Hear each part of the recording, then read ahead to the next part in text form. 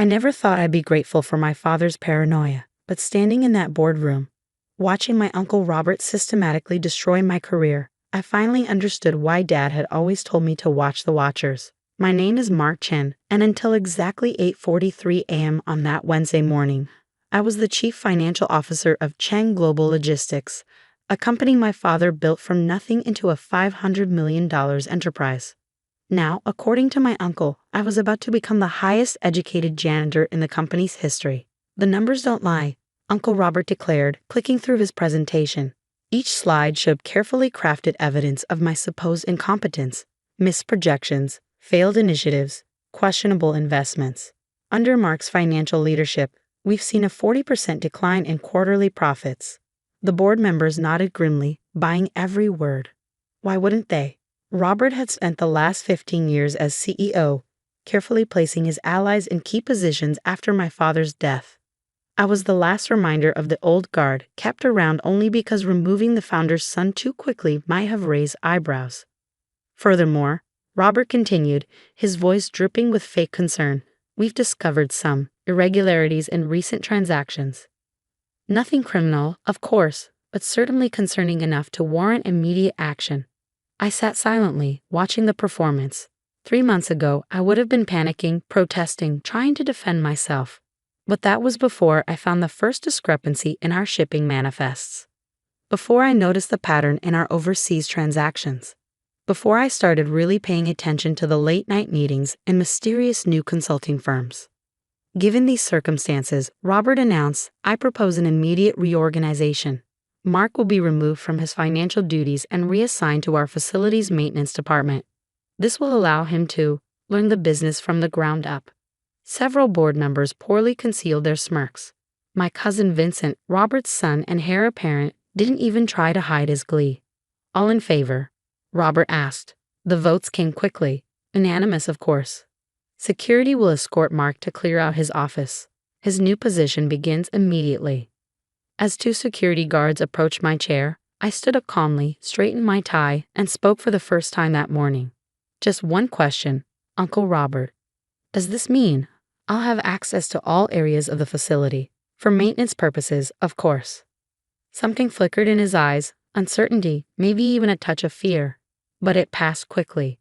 Of course, he said smoothly, every closet and corridor. Though I doubt you'll find the executive washrooms as comfortable as your private bathroom.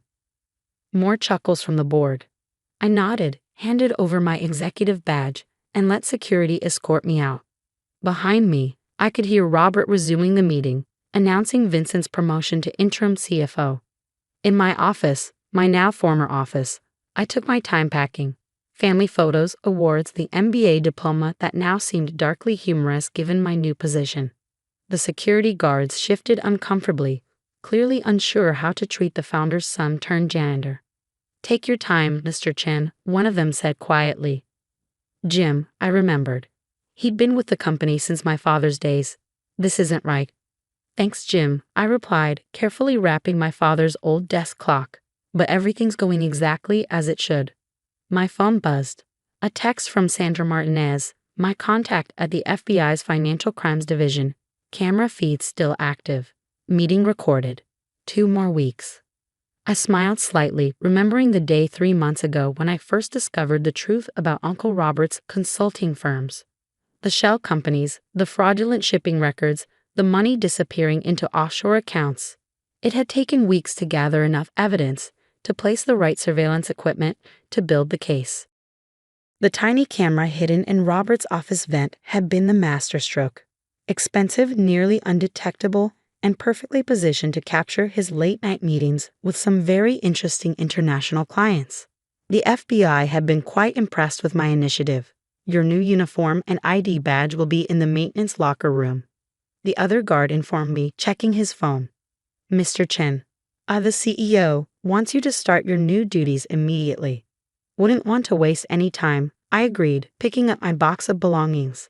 As we walked through the executive floor, I could see people quickly averting their eyes, uncomfortable with my fall from grace. Others watched openly, whispering behind their hands. In the elevator, I thought about my father. He'd always warned me about Robert's ambition, about the importance of keeping records and watching for signs. In family businesses, son, he'd said once, betrayal doesn't come from enemies. It comes from the people who smile at family dinners. The maintenance locker room was empty when I arrived. A new uniform hung in locker 23, complete with a badge that now listed my position as Facilities Maintenance Technician Level 1. The irony wasn't lost on me. I now had access to parts of the building most executives never saw. My phone buzzed again. Sandra, new shipment arriving Thursday, same pattern as others. Keep your head down. I changed into the uniform slowly, methodically, just as I'd done everything else for the past 3 months. Gathering evidence, building the case, watching Robert dig his own grave while thinking he was burying me. The maintenance supervisor, an older man named Frank, showed up as I was adjusting my new name badge. His eyes widened in recognition. Mr. Chen? They actually went through with it. He shook his head in disbelief. Your father would never have. It's just Mark now, Frank, I interrupted gently. And yes, they did. I understand I'll be reporting to you. He nodded uncomfortably. Yes, but this is crazy. You built our entire financial tracking system. And now I'll learn about maintenance. Starting with the executive floor, I think, especially the CEO's office. It needs special attention. Frank looked at me strangely but nodded. Whatever you say, Mr. Mark. Here's your master key card. It'll get you anywhere in the building. Standard procedure for maintenance staff. I pocketed the card, thinking about the camera in Robert's office, about the evidence accumulating on secure FBI servers, about Thursday's incoming shipment. Thanks, Frank. I have a feeling the next few weeks are going to be very educational. As I picked up my first work order of the day, I could hear Vincent's voice echoing down the hallway, already moving into my old office. Let him have it, I thought. In 2 weeks, he'd learn what I'd known for months. Sometimes the best view of corruption isn't from the executive suite. It's from the shadows where no one thinks to look. I grabbed my maintenance cart and headed for the elevator. There was work to be done, and not just the kind involving mops and buckets. Uncle Robert wanted me to learn the business from the ground up. Fine. I'd start by cleaning house. My phone buzzed one more time. Sandra again. New intel suggests bigger operation than previously thought. Your uncle's network goes deep. Stay alert. I pushed my cart into the elevator, pressed the button for the executive floor, and smiled at the security camera. Time to see what other secrets were hiding in the corners of Chen Global Logistics. After all, a good janitor needs to know every inch of the building they're cleaning, even the dirty parts. The next 10 days taught me more about Chen Global Logistics than 15 years in the executive suite ever had. Amazing what people will say in front of a janitor, as if the uniform somehow makes you invisible. Even more amazing what you can learn when you have access to every room in a 17-story building. Take the supposedly empty storage room on the 14th floor. The one that, according to the maintenance logs I was now responsible for, consumed as much power as a small data center.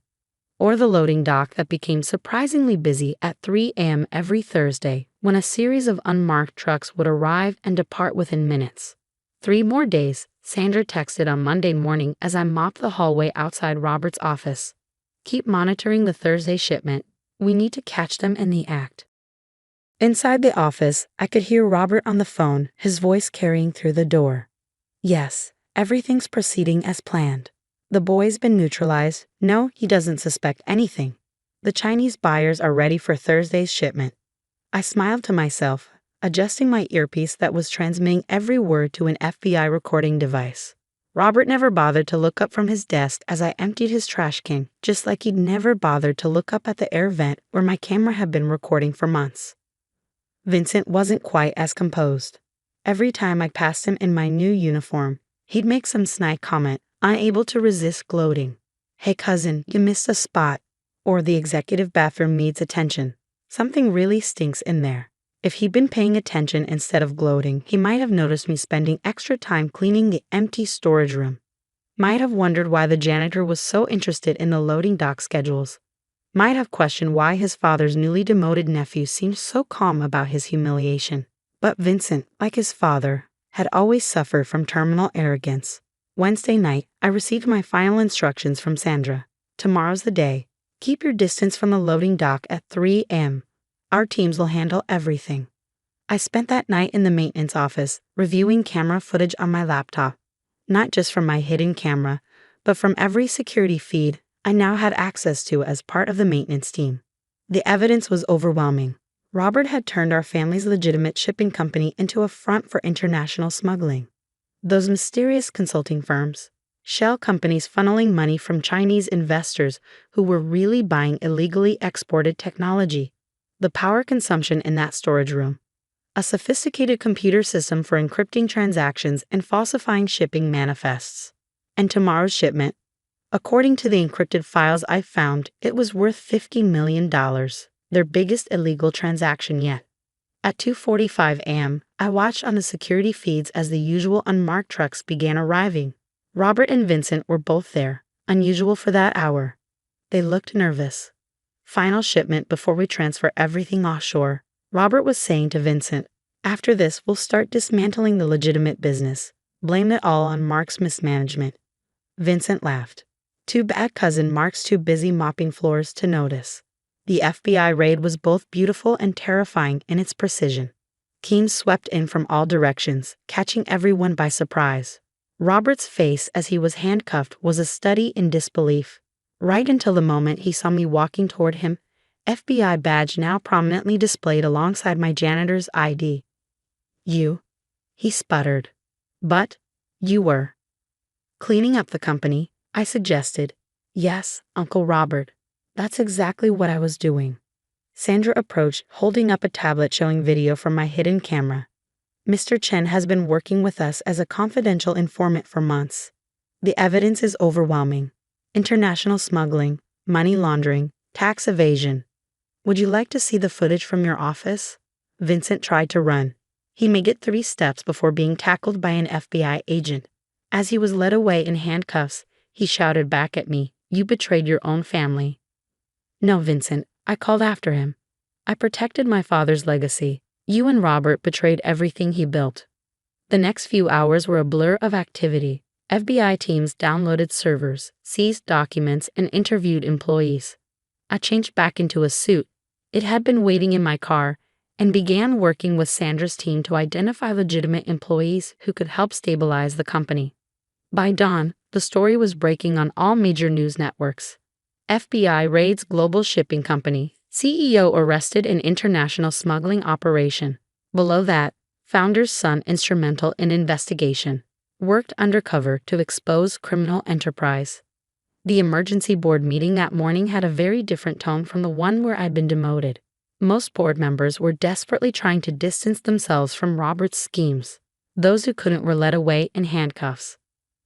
Mr. Chen, the lead independent director, said, "Given the circumstances, we believe the company needs stable, ethical leadership. Would you consider taking the position of CEO?" I looked around the boardroom. Gone were the smirks and condescending looks. In their place were expressions of respect, tinged with more than a little fear. They'd all seen the video footage by now, understood just how thoroughly I outplayed Robert while playing the role of humiliated janitor. "I'll accept," I said, "on one condition. Frank from maintenance gets promoted to facilities director with a seat on the operations committee. He's one of the few people who treated me with respect when I was just a janitor." The next few months were challenging but rewarding. We cleaned house thoroughly, rebuilding Chen Global Logistics into the ethical company my father had envisioned. The FBI investigation revealed that Robert's smuggling operation had been even larger than we'd suspected, involving corrupt officials in multiple countries. 1 year later, I sat in what had once been Robert's office, my office now, looking at the quarterly reports. Legitimate profits were up 60%. Employee morale had never been higher, and our ethical business practices were being lauded as an industry model. A knock at my door revealed Frank, now sporting a suit of his own. "Quarterly maintenance review, Mr. Chen." "Come in, Frank, and I told you, it's still Mark." As we reviewed the reports, I glanced at my father's old desk clock, now back in its rightful place. The maintenance uniform hung framed on my wall. A reminder that sometimes the best way to clean up corruption is to start from the ground floor. Sandra called that afternoon with news. Robert and Vincent had both pleaded guilty, facing lengthy prison terms. The investigators had traced their smuggling operation back years, revealing they'd started planning their takeover even before my father's death. "You know," Sandra said, "most people would have fought back immediately after being demoted. coming to us, agreeing to work undercover, especially in that position. It took guts. I looked out my window at the ships in the harbor, legitimate cargo vessels now, carrying legal goods accompanied by honest manifests. My father always said that in business, like in life, character isn't about how high you climb. It's about how you handle the fall. Sometimes you have to be willing to step down to see what's really happening on the ground floor. That evening, as I prepared to leave the office, I stopped to chat with a night janitor, something I did regularly now. She was new and seemed surprised that the CEO would take time to ask about her family. You know, she said hesitantly, people talk about what happened last year, about how you exposed the corruption while working as a janitor. It changed things here. Executives actually look us in the eye now. Talk to us like people. I smiled, remembering those 10 days pushing a mop cart, gathering evidence while being treated as invisible. Everyone in this company matters, I told her. My father taught me that. I just had to become a janitor to truly understand it. As I drove home, I thought about Robert and Vincent in their prison cells, about the board members who'd laughed at my humiliation, about the complete reversal of fortunes. But mostly, I thought about my father's words now engraved on a plaque in our lobby. A family business isn't about power or profit. It's about legacy, integrity, and treating every employee like family. Because in the end, your reputation isn't built in the boardroom. It's built in every corner of your company, from the CEO's office to the janitor's closet. Robert had forgotten that. I never would. Because sometimes the best way to save a family business isn't from the top down. It's from the ground up.